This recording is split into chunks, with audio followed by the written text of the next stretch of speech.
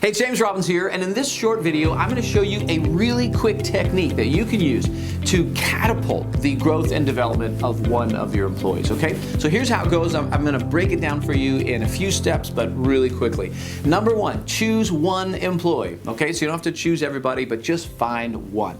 Secondly, I want you to think about their role and break the main parts of it down into 4, 5, maybe 6 competencies at most. In other words, 6 areas that they need to excel at in order to do their job well.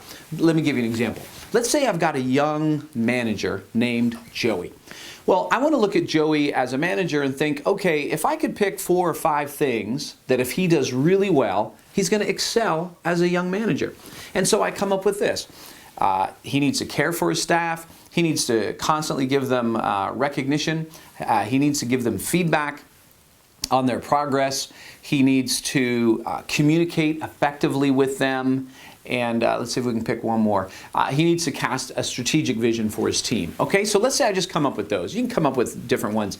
What's important is you know their role better than I do, because I'm not you, right? Anyways, so you come up with these 4, 5, 6 at most competencies. Now, what are we going to do with this? Then I want you to get out a Word document. So we're on step number 3, okay? Step number 3, get out a Word document and type in one question for every competency.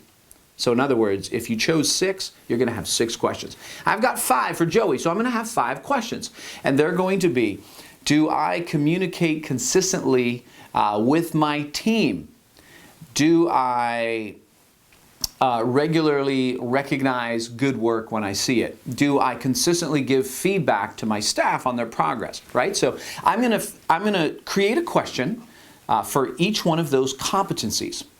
Then step 4, I'm gonna go and take this piece of paper to Joey and I'm gonna say, Joey, hey, can you go ahead and read through these questions, and I want you to give yourself a ranking on a scale of 1 to 10.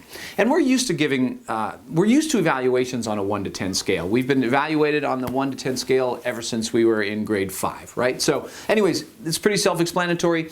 Joey's gonna go take that, he's gonna read through the questions, and he's going to evaluate himself. Now, when he's done, he's gonna have these scores, and what we're going to do is we're gonna transfer those scores to a development wheel.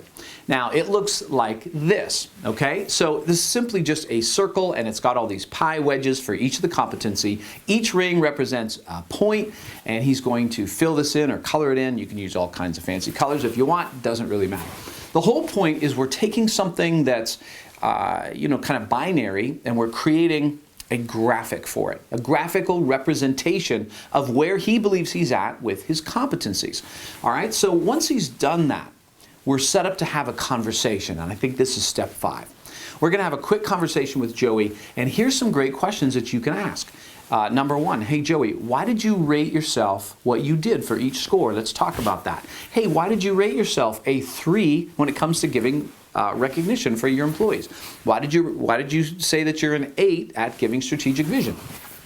This is a conversation to help you know how they think, because what sometimes happens, sometimes people underassess. In other words, they're way better than they're giving themselves credit for, and that's a chance for you to coach and help align them to say, actually, no, you're much better than that.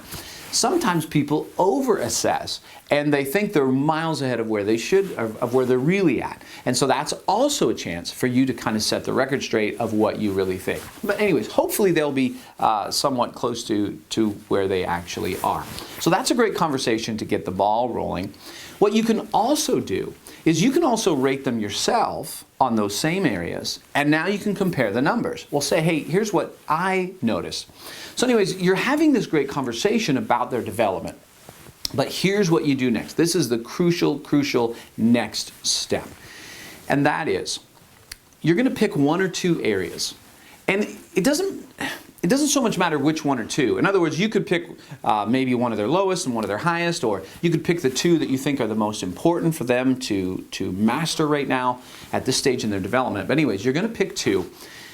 And what you're going to do now is you're going to transfer ownership to them. And this is what that looks like. I'm going to sit down with Joey and I'm going to say, hey, Joey, so here it says that in giving consistent feedback on employee progress, you rated yourself a 6. What's it going to take for you to go from a 6 to an 8? And you see what we did right there? Is I'm not telling him what he's going to do. I've just said, what's it going to take for you to go from a 6 to an 8? So this spawns another discussion, because either he's not going to know, or he's going to know, and now we can have a talk about that. But what I'm doing is I'm transferring ownership over to Joey, because I want him to be responsible for his growth. If I have to be responsible for every single employee's growth, I can't do that. Neither can you. And so what we need our staff to do is we need them to be self-learners, but we have to be the catalyst. Like, we have to get the ball rolling. And something like this simple exercise that I'm showing you, that's what this does. It gets the ball rolling. And so now that the ball's rolling with Joey, it's like, hey, Joey, what's it going to take for you to go from a 6 to an 8? Now notice I'm not saying 6 to 10. We're not trying to get perfect. Just from a 6 to an 8. I'm looking for progress. I'm looking for growth. Now, if Joey doesn't know, then that's a chance for you to chime in. Or if he doesn't know, you could always say, well, why don't you think about this? And let's talk next week. And then it gives him a chance to go and think about it and come up with some answers. Because again, you're expecting him to take ownership for his development. All right? So I've included some other questions that you can ask in this time right below this video. Also, I have included some blank templates for you of that development wheel in case you want to use it with your staff. This is a really common tool in the coaching world, by the way, and it's very, very effective. So anyways, like I said, that's a really simple technique on how you can take an employee and get them focused on just a couple of areas, making intentional efforts at trying to improve something. And then what happens over the next 2 months, by the way, over the next 2 months, just keep following up every week. Just even if it's a quick 30 seconds, hey, Joey, can we chat for a minute? Let's talk about how it's going with helping somebody, or with you giving feedback. And he's able to weigh in. Yeah, this is what I did this last week, and you can say questions like, that's fantastic. Hey, what did you learn? What's different than a month ago with you? And so what we're doing is we're guiding him along, but the most of the training is actually being done by Joey himself. That's the key. Okay, anyways, I really hope this helps. Like I said, you can download some blank templates, make copies. You don't have to ask me or email me to ask if you can make copies for other people. No, just go ahead and download those. That's totally fine. Like I said, there's some other questions right below here. And if you know another manager that you think this video would help, please send it on to them.